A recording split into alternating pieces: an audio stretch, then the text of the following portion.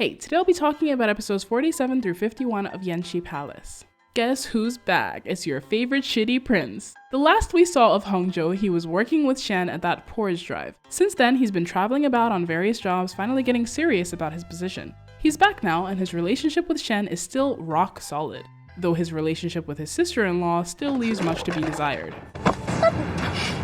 Alright, so this guy has only gotten worse. Fu Hong swoops in to save the day, telling Hongzhou to straighten up and sending him storming off. Yingluo leaves to tend to Mingyu's arm without saying a word to Fu Hong. Oh yeah, the emperor stabbed him. The emperor is back to spending all of his time with Yingluo, which gets the women complaining again, but the emperor couldn't care less. He's all in this time. And Yingluo just makes it so easy with her endless schemes to keep his attention. The only ones that don't seem to hate her are the empress because she's playing the long game, and Qing, who just thinks she's cool. 你懂什么? In no time, Yingluo is promoted to consort. 晋令嫔为令妃了. Chun is quickly losing all semblance of composure, much to Shen's delight. She even confronts Fu Hong as if she hasn't embarrassed herself enough with him. I mean, I would never be able to be in the same room as him again after that mortifying unrequited love story. 他问璎珞就是想借着你上位，你现在心里是不是很痛啊？陈贵妃，你要记住自己的身份，不要再问一些自取其辱的问题。 Chun, quit while you're behind. This is so embarrassing for you. Anyway, Fu Hong has bigger problems than Chun's inferiority complex. Back at the Fucha estate, Qinglian finds baby An has fallen into the water and naturally she pulls him out. Then Erqing pulls up out of nowhere. 祁连，你竟敢谋害小少爷！ By the time Fu Hong arrives, Erqing has already convinced everyone that Qinglian purposely pushed An into the water and she's been kicked out. Fu Hong's mother even says she would have had the girl beaten to death had it not been for Erqing stepping in and pleading on her behalf. Erqing apparently convinced his mother to let Qinglian return home, and does that sound like the Erqing we know? I smell a rat. A sweet, smiling Erqing says it's for the best. After all, Qinglian is getting older, she might want to start her own family. Fu Hong agrees and, probably feeling bad that he almost drowned, is super sweet with his son. I was so hoping the kid would say, "Actually, that girl saved my life." Nope, useless kid. Anyway, it looks like things are finally looking up for Erqing's marriage for like 2 seconds until Fu Hong is traveling through the village one day and spots an old friend. 青莲， You unwashed jockstrap. You absolute waste of air. I wish you were dead. She sold Qinglian to a brothel. Look, the water thing, obviously a plot. You wanted to get rid of her, whatever, I get it. But Erqing, why do you take every opportunity to be the worst person you can be? She could have just gone home. Look how happy Fu Hong was with you. Isn't this what you wanted? Fu Hong brings Qinglian back. He tries to have a doctor look at her, but she's too ashamed about what's been done to her and wants to die. In her last moments, Fu Hong tries to apologize to her, promising to avenge her and take care of her family, but Qinglian only has one small wish before she goes. 你可不可以握着我的手？ He holds her hand as she passes, with a last wish for him to let go of the past and live happily. 青莲，谢谢你。 He heads right to Erqing and hands her divorce papers. He tells her to pack her things and get the fuck out. 你要休息可以啊，除非我死。 She isn't even a little repentant about Qinglian's tragic end, saying the life of a petty servant is nothing to get this angry over. Fu Hong calls servants in to drag her out, but just at that moment, his mother comes in. 额娘，Erqing，救救我！ He tries to explain to his mother that Erqing is evil incarnate, but it is way too late. Lest you forget, Erqing took care of your mother for years while you were away, and now you just suddenly want to tell her, no mom, actually I've hated her this whole time, she's an evil witch and I just didn't tell you. 你怎么这么狠心呢你？ Yeah, dude, you look insane. You should have said something the very moment she got pregnant. Fu Hong's brother gets involved and he's just as duped by Erqing's act as his mother is. 你就这样对自己的结发妻子吗？ Erqing even does a half-hearted head smash. Oh god, what a shitty situation for Fu Hong, but he does look terrible from their point of view. His mother and brother continue to force his hand and finally, he has no choice but to relent. He says he won't divorce her if she promises to live out the rest of her days in prayer and far away from him. 你太让为娘失望了。 Oh my gosh, this scene is so good! Erqing is the devil! Now that Yingluo has a more stable standing in the harem, she's more willing to go to bat for Fu Hong and talks the emperor into giving him a position that he's been vying for. She even openly acknowledges him as they pass each other on the street. And Fu Hong, as always, hears what she's saying even when she doesn't say it out loud. 他今天特意来送我，这是碰巧碰到而已啊，一句话没跟你说过。 With this new post, Fu Hong will be leaving the palace again, but it looks like these two can finally at least be friends. Things settle down at the palace and the emperor decides to teach Yingluo horseback riding. Oh, did I say things were settling down? I lied. 一路，皇上不要，皇上。The emperor injures himself saving her and she loses consciousness. The horse's behavior was far too unusual and the emperor wants everyone interrogated. In the meantime, he spends every waking moment with Yingluo, which shows that he cares a lot because his empire seems to currently be falling victim to all 10 plagues. Despite the no doubt rigorous investigation, YanXi still can't pinpoint the mastermind. The emperor has the idea of releasing the guilty eunuchs and then having YanXi follow them. He does and finds that they head straight for Chun's palace. The emperor goes to see her directly and she seems totally normal, even remembering to pretend at worry for Yingluo and her injured arm. The emperor doesn't mince words. 皇后乃一国之母，令妃再受宠，也危及不到她的地位，而其他的嫔妃也没这个胆量。那你说，会是谁干的？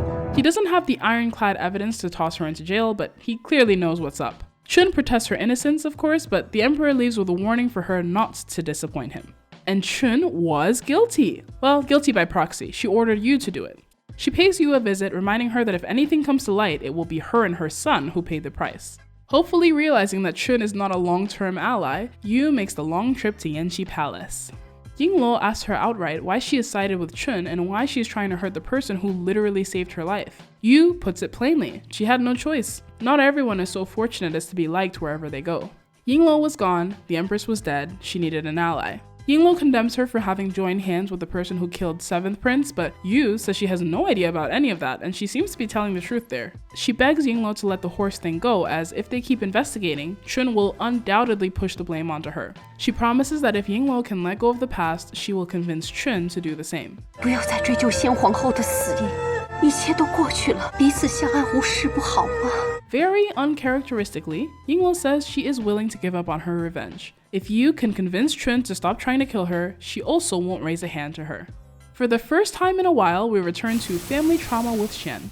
After her mother's death and her transition to Dark Shen, she has become much more understanding of her father and the choices he's made in life. Their relationship has pretty much healed, though she still will not give anyone the chance to accuse her of impropriety, turning him away at the door when he comes to see her too late in the day by palace rules. 你去告诉他，改日再见吧。 When he gets the message, her father very cryptically says he wanted to see her one last time, but it looks like that won't be possible now. Our dear old Narabu has once again gotten himself into hot water with an embezzlement scandal. Hongzhou really sticks his neck out to protect him, but the emperor has had enough of the old man and orders Narabu imprisoned. And yeah, honestly man, you got a second lease at life and you pull this crap again? Shen goes to see the emperor. She is absolutely sure that the accusations are baseless. She knows her father has turned over a new leaf since the bribery case, and from what she's saying, it does seem like he has been doing a lot of good. 唯一的错误就是为了亲生儿子贿赂怡亲王，这是他一生最大的污点，所以他用自己来赎罪。 It's a convincing argument. The emperor tells her that he will have the case reinvestigated. And it turns out Narabu is indeed innocent this time. Shen was right. Her father has turned over a new leaf. He's not behind the embezzlement, but as an honest person, he was the easy scapegoat. So yay, he didn't do it. Here's the problem though. Narabu was supposed to be that one bad guy we could all throw tomatoes at. If the emperor doesn't kill him, he has to admit that the problem isn't one bad dude, the apple is rotten to the core. He'd have to start some kind of massive investigation into all of the officials. Which sounds well and good, but it includes people like royal family members, families with meritorious service, the rich aristocrats, not to mention all the little people that were involved in every step of the process. Is all of that worth the life of just one man who was too honest for his own good? According to the Empress Dowager, no. 您明明知道他是受了冤屈，你不杀纳尔布，你就要彻查此案，就会牵涉到更多的人。 As the emperor deliberates, the empress kneels day and night. I admire her resolve, but I really feel for the maid who has to kneel with her. I mean, it's not my dad. The emperor finally comes out and sees her. She says she understands the strain he's under, but she is begging him, please not to make her father pay for a crime that he didn't commit. 朕不杀他，先起来。 Looks like the emperor has decided to take on the challenge of cleaning up his court. Hongzhou goes to give Narabu the news, but Shen was once again too late to save her family. He's already dead. The official story is suicide, but Shen doesn't believe that for a moment. 那就是太后动的手。 She knows her father wouldn't kill himself, and the Empress Dowager is the only one with the power to go over the emperor's head and order something like this done so cleanly. The emperor warns her to watch her tongue, but she will not. 您真的觉得太后毫无私心吗？ She points out some of the people involved in the corruption were the Empress Dowager's close family, her nephews, her brothers. Why else has she been so spirited about this case when she usually stays out of politics? To protect her own family, what does she care if Shen's father is made a scapegoat? 说够了吗？娘娘，你别说了。 It is, of course, a grave offense to talk about the Empress Dowager like this, but Shen doesn't even stop there. She says his court is as corrupt as his harem, all fake smiles and sincerity, but really rotten to the core. She says no matter what he does, he will never be able to clean the muddy waters that surround him. Showing a lot of restraint, the Emperor says he understands that she is heartbroken today, but the next time she speaks like this will be her last. The Empress has clearly lost it, and it isn't long before her maid is rushing over to Hongzhou to beg him to help find her mistress who has gone missing. They split up to search, and it takes the whole day for him to finally find her filming Empress on the Roof Part 2. 您这是干什么？快下来好不好？ She is delirious, laughing that she just wanted to know how Rongyin must have felt on her final day on Earth. She laments that she's made it so far and still couldn't save her father. What was the point? Maybe Rongyin had the right idea. Just as it looks like she's about to jump, she simply stops and comes off the roof. Hongzhou is really touched by her struggles and tells her that if she ever needs anything, all she has to do is ask. And this is the very moment when Shen became my favorite character. 你以为本宫真的疯了吗？就算天下的人都疯了，本宫也清醒得很。 Not for 1 second did she lose herself. This was all an act. She pushed the Emperor just enough that he would feel guilty and riled up, but not so much that he would actually want her dead. After years of docile sweetness, her show of raw emotion left a deep impression on him, and the guilt of letting her father die makes for a perfect button to push. It also puts a strain on the Emperor's relationship with his mom because Shen was absolutely right. The Empress Dowager was the only person who could have done it, and her motivations are suspect. And for young Hongzhou, who in his heart dreams of being someone's knight in shining armor, she played the perfect damsel in distress, just begging to be saved. 难道你就真的不伤心吗？事到如今，伤心何用？不如好好想一下该如何利用此事，为自己谋求最大的利益。 Wow. Shen is my favorite character. She's amazing. She's an absolute menace. That was top tier acting. I mean, Charmaine obviously, but also Shen acting as if she'd lost it. She really gets the men in her life, Hongzhou especially. I just love watching these two. Shen has him down to a science. He's an absolutely disgusting person, but the point is he wants to be that righteous knight for someone, and Shen is so good at using that. She knows just when to act weak, when to be strong. It's all so deliciously calculating and fun to watch. Shen is playing the long game, and so many people don't even know that they're just pieces being slid into place. For once, I think Yingluo is actually going to have her work cut out for her. I also want to mention the Empress Dowager because for as fun as she is, never forget that to make it to old age in this place, you absolutely must have buried some bodies. I have no doubt that Shen was right, and she did order her father's death, which must mean the end of their relationship. And is it me, or did the Emperor also seem disappointed in his mother? In any case, I have no doubt Shen is lighting another revenge candle as we speak. Watch your back, old lady. Meanwhile, what the hell, Erqing? I guess she's going to be a nun now, and I mean, good riddance. I think I've said enough about her descent into madness, but I thought it was pretty cool the way they are highlighting the way servants are practically not even seen as people. The way Erqing felt not even a twinge of guilt, saying she'd seen servants treated much worse in the palace. The way even Fu Heng's mother and brother are so incredulous, like, you're acting like this over a servant? It's shitty, but real. Like with more modern day slavery, I feel like the only way you can convince yourself that you deserve to lord over these people is to believe that they are somehow naturally less than you, that their lives simply aren't as valuable as yours. Even Erqing, who was literally a maid herself 5 minutes ago. Anyway, rest in peace Qing Lian. That was a really undeserved ending for a really sweet girl. When Fu Heng said he noticed all the little things she was doing for him, that got me good. 傅恒都看在眼里，始终心存感激。 And that Fu Heng in the end wasn't even able to get any sort of justice for her. I really felt that pain. Everyone is so good. Accordingly, some acting highlights because I truly was blown away by this arc. Of course, Charmaine I mentioned earlier is amazing, but also Nie Yuan. For as goofy as he is in some of these scenes, you would think it would be harder to take him seriously, but he is absolutely terrifying when he gets serious. His brow furrows, and suddenly, I can't even remember that time he ate too many grapes and got super diarrhea.